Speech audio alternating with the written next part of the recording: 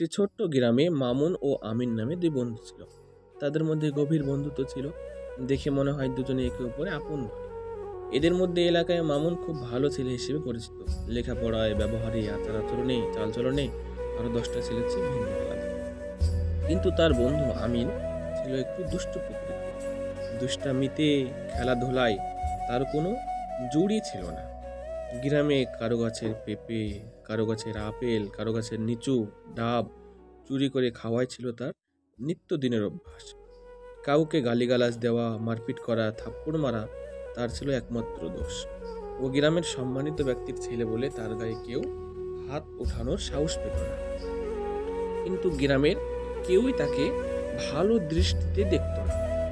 কোনো মানুষ তার সাথে তার ভাতিজেকে, ছেলেকে উঠা বসা, মেলামেশা করতে দিত না। হঠাৎ একদিন আমিন স্কুল যাওয়ার সময় একটি অ্যাক্সিডেন্ট দুর্ঘটনায় পড়ে। অতঃপর তার বন্ধু মামুন তার বিপদে এসে তাকে হাসপাতালে নিয়ে যায়। তার বাড়িতে এই বিষয়ে খবর দেয়। এর জন্য কৃতজ্ঞতা জানাতে আমিন মামুনের বাড়িতে যায়। এ থেকে একে অপরের বাড়িতে যাতায়াত শুরু করে। ফলে তাদের মধ্যে বন্ধুর সম্পর্কটা আরো বৃদ্ধি পায়। কিন্তু আমিনের দুষ্টামি মামুনের মধ্যে সঞ্চালিত হয়। অতঃপর মামুনও ভিন্ন খারাপ কাজে লিপ্ত হয়। ফলে মামুনের লেখাপড়ায় দুর্বলতায় চলে আসে। বন্ধুরা তার ধারের কাছে আসে না, শিক্ষকও তার প্রতি অত আগ্রহ দেয় না। তাই গ্রামের মানুষেরা বলাবলি করছে, দুষ্টু আমিনের পাল্লায় পড়ে মামুন সোনার টুকরো ছেলেটাও দুষ্টু হয়ে গেছে। মামুন তাদের কথাবার্তা শুনে দেখে বুঝতে পারে যে তার ধ্বংসের মূল কারণ কি। এক সময় আমার রোল নাম্বার ছিল 1, কিন্তু এখন 10 এর নিচে। ক্লাসের ছেলেরা আমার কাছে আসতো পড়া বুঝিবার নেওয়ার জন্য। অথচ আজকে আমি সবার চোখে খারাপ হয়ে গেছি।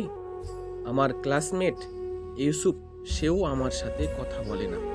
লেখাপড়ায় সে অনেক উন্নতি করেছে। চরিত্র মাধুর্যে সে সকলের প্রশংসা পেয়েছে। এখন সে গ্রামের ভদ্র ছেলে হিসেবে পরিচিত।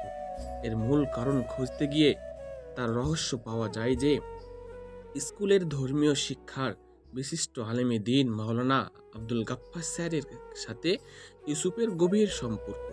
তার কথা অনুযায়ী চলে, 5 ওয়াক্ত নামাজ আদায় করে, নিয়মিত কোরআন পড়ে, লেখাপড়াও করে। দুষ্টু ছেলেদের সাথে মেলামেশা করে না, কিন্তু পড়ালেখার পাশাপাশি ধর্মীয় বইও পাঠ করে। তাই তার পাড়া ঘরে অনেক সুনাম। প্রত্যেকের মুখে মুখে তার প্রশংসায় ভরে যায়। তাই মামুন মনে মনে প্রতিজ্ঞা বা নিয়াত করে, তাকেও সেই ইউসুফের মতো নিজেকে প্রতিষ্ঠিত করতে হবে। তাই মামুন মাওলানা আব্দুল গাফফার স্যারের নিকটে যে বলে, স্যার, আমি খারাপ হয়ে গেছি, আমি আমার ক্যারিয়ারটাকে নষ্ট করে ফেলেছি। এর থেকে বাঁচার উপায় কি? কিভাবে আমার ভবিষ্যৎকে উজ্জ্বল করব? অতঃপর মাওলানা আব্দুল গাফফার স্যার বললেন, মামুন, তুমি এমনটা ছিলে না। তুমি খারাপ ছেলে, দুষ্টু বন্ধুদের সাথে নিজেকে জড়িয়ে তুমি তোমার ক্যারিয়ারটাকে শেষ করেছো। এর থেকে বাঁচার উপায় তোমাকে দুষ্টু বন্ধুদের ত্যাগ করতে হবে। নিজেকে খারাপ বন্ধুদের সাথে মিশতে দিতে হবে না। নিজেকে ভালো কর্মের দিকে এগিয়ে নিয়ে যেতে হবে।